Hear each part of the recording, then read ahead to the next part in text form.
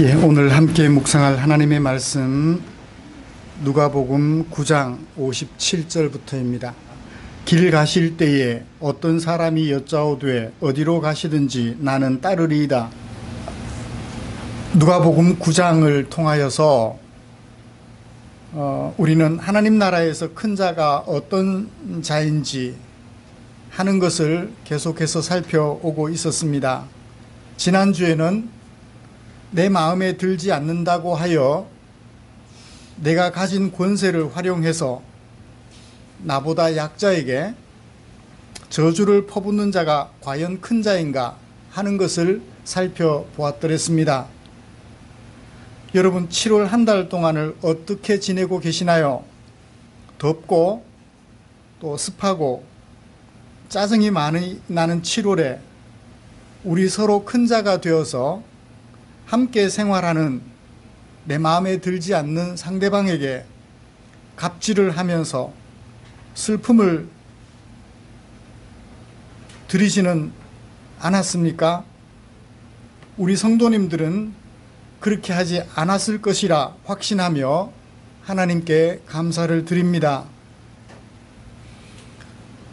변함없이 세상에서 살되 하나님의 나라에서의 큰 자처럼 살아가기로 다짐하면서 예배 드리려고 이곳에 모인 우리를 위하여 하나님께서는 누가복음 9장 57절부터 62절까지 말씀을 주셨습니다.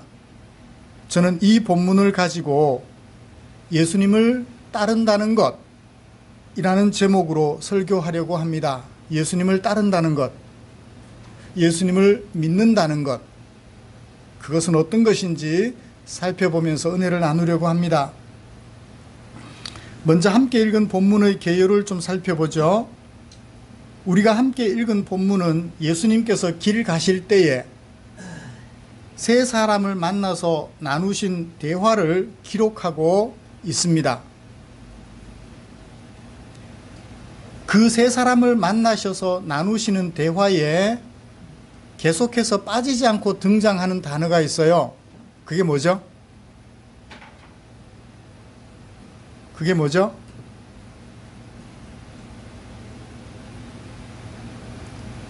따른다라는 것이에요. 따른다라는 동사가 첫 번째 사람, 두 번째 사람, 세 번째 사람에게 변함없이 빠지지 않고 사용되고 있는 단어입니다. 그러니까 이 세 사람과 예수님이 나누신 대화는 하나같이 예수님을 따르는 것과 상관이 있어서 중심 내용은 예수님을 따르는 것이라고 볼 수가 있겠습니다.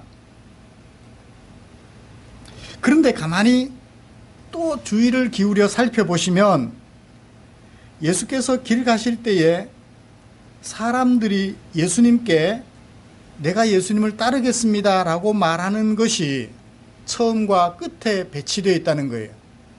예수님은 아무 말도 안 했는데 사람들이 알아서 자기 스스로 내가 예수님 따르겠습니다 했던 거죠.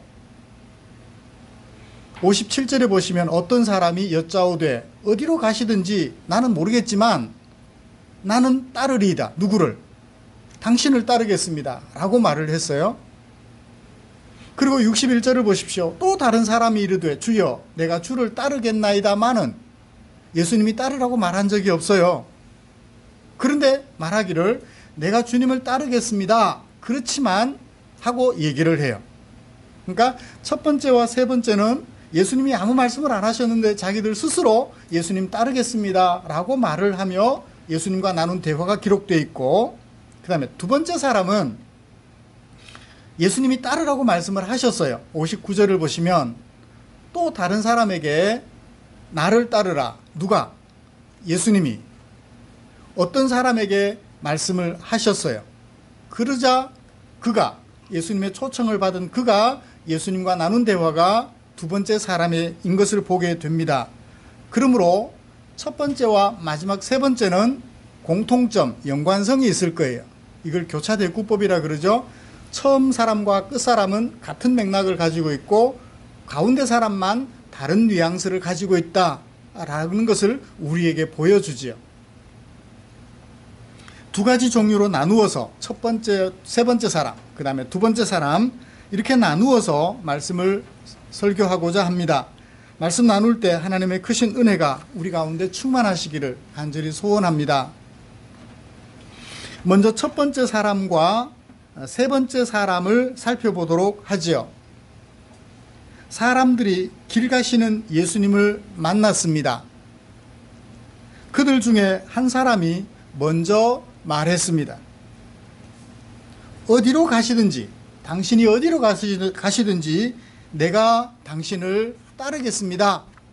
주어와 동사와 목적어를 구비하여서 완벽하게 문장을 만들어 보면 그렇습니다. 당신이 어디로 가시든지 내가 당신을 따르겠습니다 라고 말을 했어요. 여러분, 어떤 의미일까요? 당신을 따라가겠습니다. 어디로 가시든지. 물로 가시면 물로 갈 것이고, 불로 가실 것 같으면 불로 가겠습니다.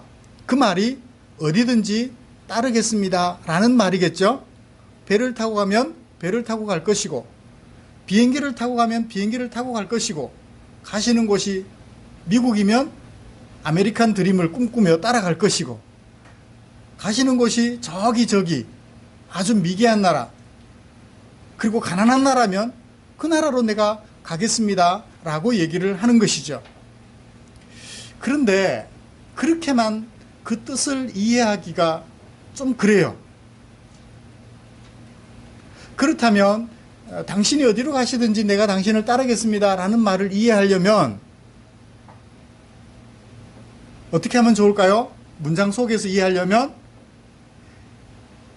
예수님이 들려주신 대답을 들어보면 그가 예수님에게 내가 당신을 따르겠습니다 라고 말하는 의도를 짐작할 수 있겠죠. 뜻은 알지만 의도는 파악하기가 어려운데 예수님의 대답을 들어보면 그가 말한 의도를 짐작해 볼 수 있을 것 같아요. 왜냐하면 예수님은 동문서답하시는 분이 아니기 때문에 그렇습니다. 그가 말한 의도를 정확하게 캐치하시고 그리고 그 의도에 대한 대답을 들려주셨을 것이기 때문입니다. 그 사람은 이런 의도로 얘기를 했는데 예수님이 이런 식으로 대답을 하셨다면 예수님의 대답은 그 사람에게 전혀 도움이 되지 않겠죠. 그리고 그것은 성경 속에 기록이 되었어도 안 될 것입니다. 이 사람이 말하는 것과 예수님이 대답하는 것이 안 맞기 때문에 의미가 없는 얘기죠. 자, 그러면 예수님께서 뭐라고 말씀해 주셨나요? 그 사람에게 어디로 가시든지 당신을 따라가겠습니다 라고 말한 그 사람의 얘기에 예수님은 어떻게 대답하셨나요? 58절을 보십시오. 여우도 굴이 있고 공중의 새도 집이 있다. 그러나 인자는 머리 둘 곳이 없다. 자, 여우도 있다. 공중의 새도 있다. 인자는 없다. 가운데 들어가는 굴과 집과 머리 둘 곳. 단어는 다른데 어떤 뜻인가요? 거처할 곳. 다시 말하면 집이 없다는 얘기죠. 그래서 여우는 집이 굴이고 새는 집을 집이라 하고 예수님께서 머무시는 그곳은 머리 둘 곳이라고 표현하셨지만 사실은 한결같이 거처할 곳, 거처할 장소, 곧 집을 말하는 것입니다. 그러면 예수님이 나를 따르는 자, 나는 집이 없다라고 말씀해 주셨어요.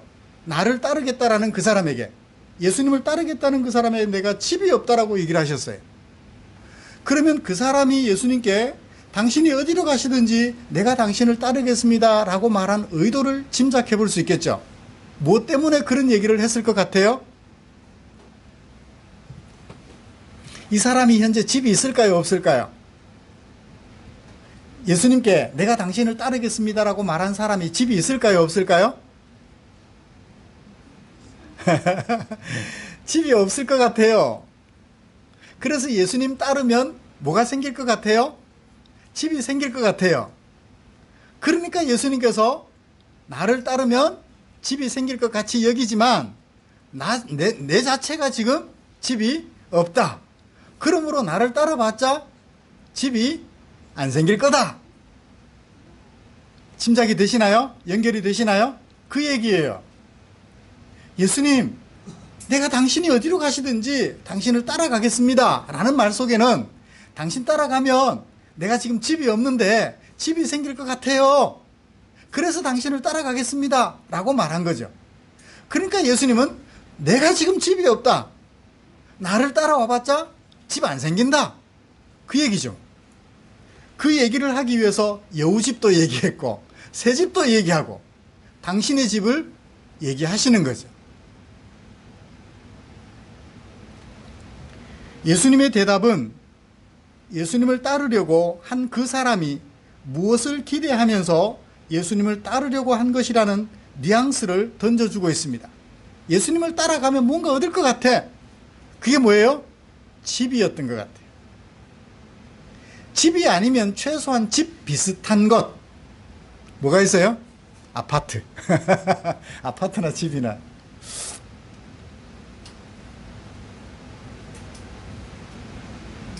이 사람은 예수님을 따르면 집이라도 생길 것 같아요. 그래서 어디로 가시든지 내 식구들을 위해서 집이라도 생기면 안 좋겠느냐고, 내 고생 좀 해가지고 내가 좀 고생해서 집이라도 생기면 내 식구들이 거처를 하지 않겠느냐. 오늘날에도 예수님을 따르겠다고 말하는 사람들 중에는 이 사람과 같은 생각을 가진 사람들이 많은 것 같아요.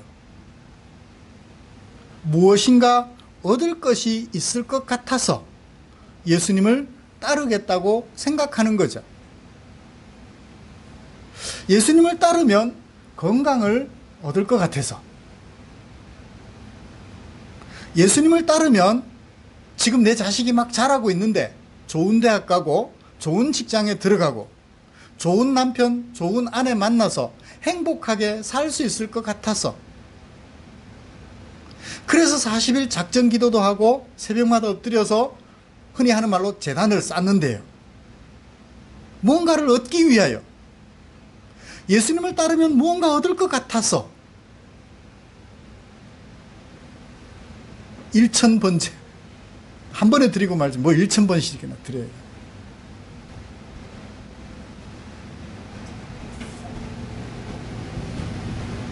예수님을 따르면 부자가 될 수 있을 것 같아서, 예수님을 따르면 내가 오래 살 수 있을 것 같아서. 사람들은 말합니다. 그런 것 없으면 왜 예수 믿어?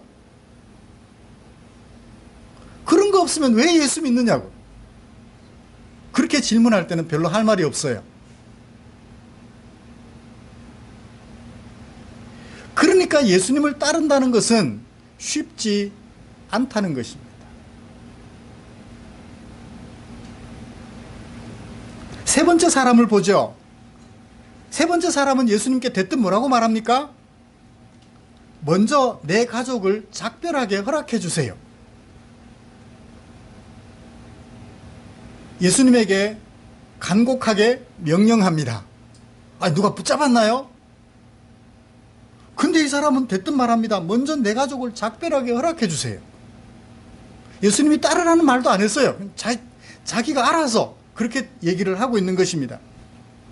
세 번째 사람은 예수님께서 첫 번째 사람에게 나를 따르려면 집 기대하지 말라는 말씀하시는 것을 듣고 무슨 다른 생각을 한 것 같아요.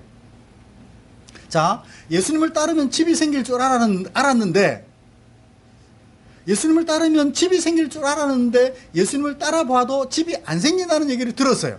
그러면 내 식구들 어떻게? 그래서 누구한테 부탁해요?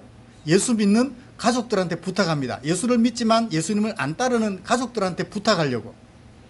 내가 지금 예수님 따르기 때문에 내가 돈 벌 기회가 없으니까 내 식구들 먹고 살아갈 집, 형제들이, 가족들이 알아서 마련해 주세요.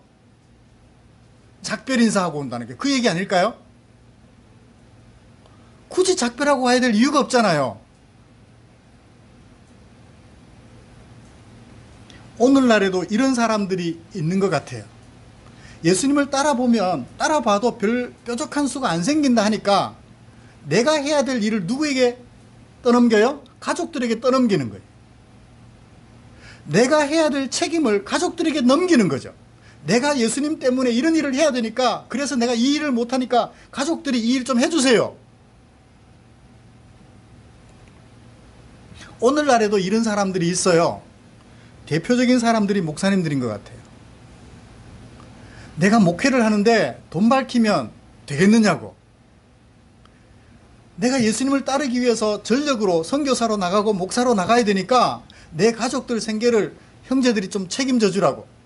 장자로서 부모 모시는 내 책임을 형제들이 좀 져주라고. 책임을 다른 사람에게 떠넘기는 경향을 보여요.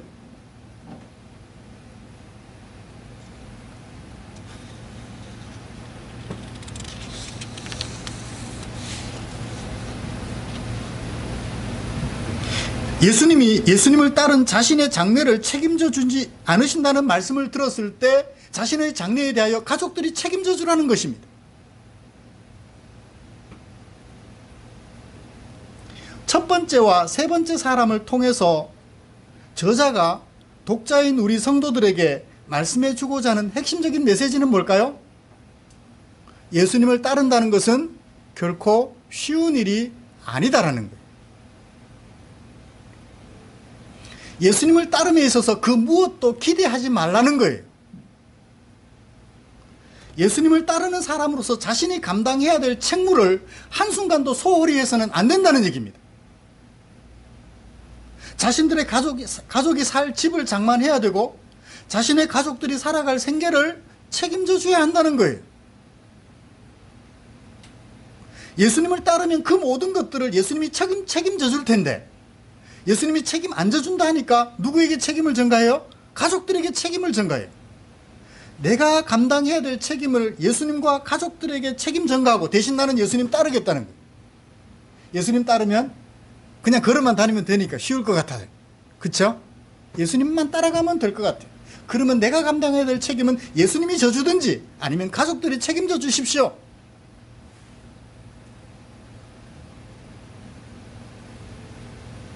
이런 식으로 생각하는 경향을 사람들이 참 많이 보여요. 나는 예수님만 따를 테니 예수님 내 모든 것은 당신이 책임져 주세요.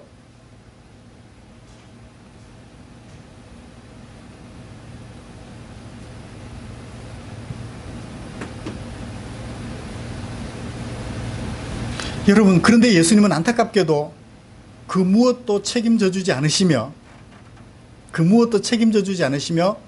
가족들에게 책임 전가도 하지 말라고 얘기를 하셔요. 그래도 예수님 믿으실래요? 그래도 예수님 따르실래요? 예수님께서 집을 못 주신대요. 예수님께서 재물을 못 주신대요. 예수 믿는다고 예수님이 재물을 주면 예수님은 불공평하신 분이 되죠. 태풍이 불어오는데 예수 믿는다고 피해가고 예수 안 믿는 집만 태풍 불어 제끼면 예수님 불공평한 분이라 난리가 나요. 그래도 예수님 믿으실래요? 누가 그래요? 성령론을 가르치면서 성령 충만이 무엇인가라고 설명을 드렸어요. 성령 충만이란 뭐가 이게 위에서 막 쏟아 부어지는 게 성령 충만이 아니고 성령님께서 말씀을 통하여 우리에게 하라고 하시는 대로 힘들지만 따라 순종하며 살아가는 것입니다 라고 말씀을 드리며 그래도 성령 충만 받으시겠습니까? 그랬더니 그러면 좀 고려해 봐야 되겠는데요. 그죠? 하나님께서 이끄시는 대로 하는 것이 성령 충만이라고 말씀을 드리고 그래도 성령 충만 받으시겠습니까? 말씀을 드렸더니 그러면 좀 고려해 봐야 되겠는데 그래도 성령 충만 받으실래요? 그래도 예수님 믿으실래요? 아멘. 이제 두 번째 사람을 같이 살펴보면서 말씀을 마무리해 보십시다. 두 번째 사람은 예수님의 부르심에 응답한 사람이에요. 예수님께서 그 사람에게 뭐라고 말씀하셨나요? 나를 따르라고 먼저 말씀하셨어요. 나를 따르라. 그때 예수님의 초청을 받은 사람은 어떤 말을 했습니까? 59절. 그가 이르되, 누구에게? 예수님에게 이르되, 당신은 나로 먼저 가서 내 아버지를 장사하고 따르게 하옵소서라고 요청했어요. 내 아버지부터 장사해놓고 그때 따를게요 라고 얘기를 합니다. 이 말은 어떤 의미일까요? 장사란 일륜지 대사 중에 대사죠. 결혼식은 미룰 수 있습니다. 장사는요, 미룰 수가 없어요. 결혼식은 미룰 수가 있습니다. 그렇지만 이 장사는 미룰 수가 없어요. 인간이 중요하게 여기는 일들 중에 어쩌면 가장 중요한 것을 꼽으라 하면 아버지를 장례 치르는 일일 것이에요. 그런데 이 일은 현재 일인가요? 미래 일인가요? 미래 일이에요. 지금 아버지가 돌아가셨어요? 안 돌아가셨어요? 아직은 안 돌아가셨어요. 지금 돌아가셨다면 예수님이 나를 따르라 하실 리가 없죠. 왜? 장사 치고 따라도 되잖아요. 그러므로 아직 아버지가 돌아가시지 않으셨다고요. 그런데 이 사람은 말합니다. 앞에 사람, 세 번째 사람 얘기를 가만히 들으니까 예수님 따라봐도 별 소득이 없을 것 같아요. 그래서 뭐라고 말합니까? 좀 이따가 집도 장만해놓고 내 식구들 다 살 준비 다 시켜놓고 그리고 예수님 따를게요. 아버지 장례도 다 치러놓고 그리고 예수님 따를게요. 예수님 믿을게요. 라고 얘기를 하는 것 같아요. 그러니까 결국 지금 예수님을 따를 수 나를 따르라는 예수님의 초청에 대하여 예수님을 따를 수 없다는 거절의 의미를 가장 인간이 할 수 있는 가장 강력한 일, 무슨 일? 장사 치르는 일. 그 일을 제시하면서 아버지를 장사 치르고 나서 따를게요. 결국 지금 예수님을 따를 수 없습니다 라고 표현하는 것이라고 볼 수 있을 것 같습니다. 여러분 어떻게 생각하세요? 이 구절을. 저는 그렇게 보았습니다.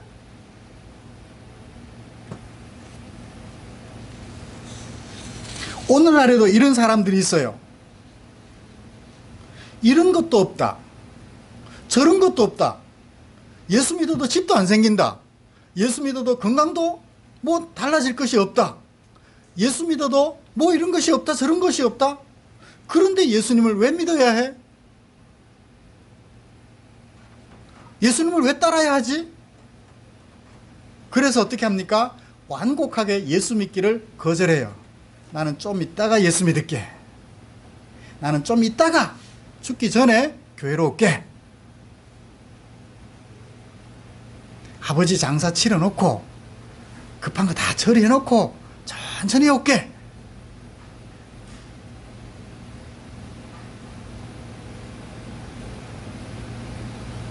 그런 예수님 왜 믿어? 라고 말을 하며 예수 믿기를 거절한 거예요. 두 번째 사람.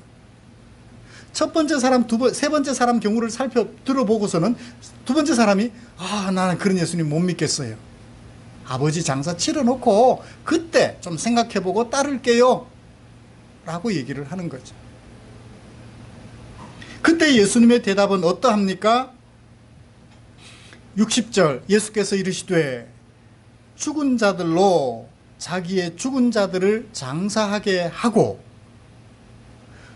너는 하나님의 나라를 전파하라. 여러분, 예수님의 대답은 어떤 의미를 가지고 있을까요? 아버지의 장사를 하지 말라는 얘기인가요? 아니에요. 아버지의 장사를 해야 되죠. 아버지가 돌아가셨는데 장사를 하지 않으면 아들이 혼자인데, 자식이 혼자인데 그 아버지 장사를 안 하면 누가 해요? 아버지 시신을 어떻게 해요?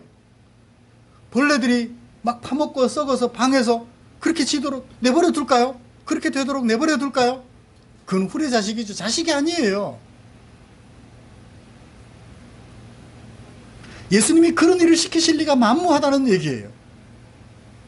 그러면 장사를 하지 말라는 말씀이 아니라면 어떤 얘기일까요?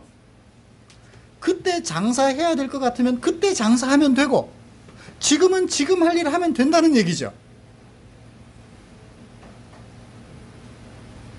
이 말씀을 이원론적으로 해석하는 경향을 해석가들이 많이 보여주고 있습니다. 장사 치르는 것은 예수 안 믿는 사람들에게 맡기고 너는 예수님 따르면 돼. 장사 치는 일은 예수 안 믿는 사람들만 하는 일인가요? 아니에요. 장사하는 일은 예수 믿든 안 믿든 사람이라면 해야 되는 일이에요.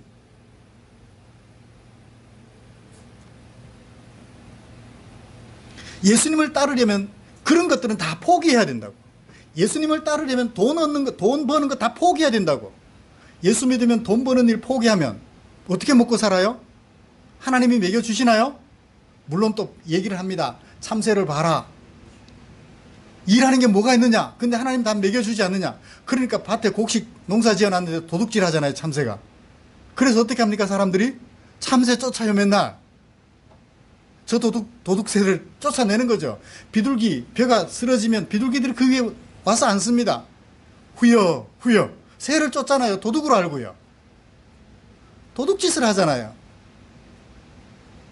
그런 거 안 먹으면 어떻게 살죠? 뭐, 풀씨 먹고 살기도 하죠. 한 번은 새들이 앞에 풀이 가늘게 이제 잎이 나고 줄기가 올라와서 열매가 맺히는데 새가 그걸 휘어요. 그걸 딱 휘어잡더니 끝으로 쭉쭉 가서 그 씨앗 맺힌 것을 이 새가 따먹는 거예요. 유심히 관찰을 했습니다. 얘가 도망도 안 가고. 그걸 그 줄기를 휘어서 줄기 끝에 맺힌 씨앗을 따먹는 거예요. 이야. 곡식 안 따먹고 그런 것만 따먹으면 되죠, 그죠? 내가 할 일을 하지 않고 예수님만 따르면 누가 먹여줘요? 맨날 예수님이 오병이어로 먹여주시나요? 오병이어도 내놓는 사람이 있어야 되잖아요. 그러면 예수님의 말씀은 어떤 의미일까요? 장사하지 말라는 얘기가 아니에요. 예수 믿는 사람이 포기해야 할 일은 나쁜 일 외에는 없습니다. 도둑질은 포기해야 돼요? 성공해야 돼요? 성공하면 안 돼요. 포기해야 돼요. 육체의 정욕을 따라 뇌물 받는 일 성공해야 돼요? 실패해야 돼요? 실패해야 돼요. 받으면 안 돼요. 그 일은 하면 안 된다고요. 법을 어기고 거짓말하고 폭력을 일삼는 것은 해야 되나요? 안 해야 되나요? 안 해야 될 일이에요. 그건 포기해야 될 일들이에요. 그것 외에는 우리가 포기할 일이 없다고요. 인간으로서 해야 될 일들 말입니다. 사랑하고 돌봐주고 보듬어주고 위로해주고 격려해주고 열심히 공부하고 너를 위하여 내가 가진 기술을 동원하고 하는 모든 일들은 아낌없이 해야 될 일들이에요. 그 일들 중에 어느 것 하나 포기해서는 안 될 것입니다. 그런데 그 일들을 할 때 포기해야 될 일은 아예 포기하고 포기하지 않고 해야 될 일들을 할 때 주의할 것이 있어요. 그게 뭐죠? 하나님 나라에 합당한 사람답게 해야 한다는 거예요. 그걸 뭐라고 해요? 예수님을 따른다. 예수님을 믿는다고 하는 거예요. 아버지 장사를 치르는데 하나님의 백성답게 하나님의 뜻에 합당하게 그 장사를 치러야 한다는 거예요. 장사를 치르면서 형제간에 싸움이 생겼어요. 너는 왜 돈을 좀 덜 내놓니? 너는 왜 돈을 많이 내놓니? 그러면 장사를 치는 거예요, 안 치는 거예요? 하나님의 뜻을 쫓아 장사는 했지만 제대로 장사를 치르는 게 아니지요. 그렇죠? 하나님의 뜻에 합당하게 그 일들을 해가는 거예요. 예를 들어서 또 이런 것이 있습니다. 한 해 한 번씩 정화조를 처리를 해요. 제가 가끔씩 일을 하니까 이미 잘 아실 것입니다. 오셔서 성의껏 하셔요. 냄새 나잖아요. 옷에 튀기도 해요. 그래도 그거 개의치 않고 뒤 마무리까지 말끔하게 하시려고 애를 쓰셔요. 수도가가 곁에 있으니까 수돗물로 안에 씻어서 깨끗하게 마무리를 해주시고 뚜껑도 닫아주시고 그리고 가셔요. 저는 그냥 보내드릴 수 없잖아요. 너무 아름다워서. 음료수라도 준비해뒀다가 늘 같은 분이 오시더라고요. 음료수라도 오신다 하면 음료수라도 준비해뒀다가 대접을 해드리고요.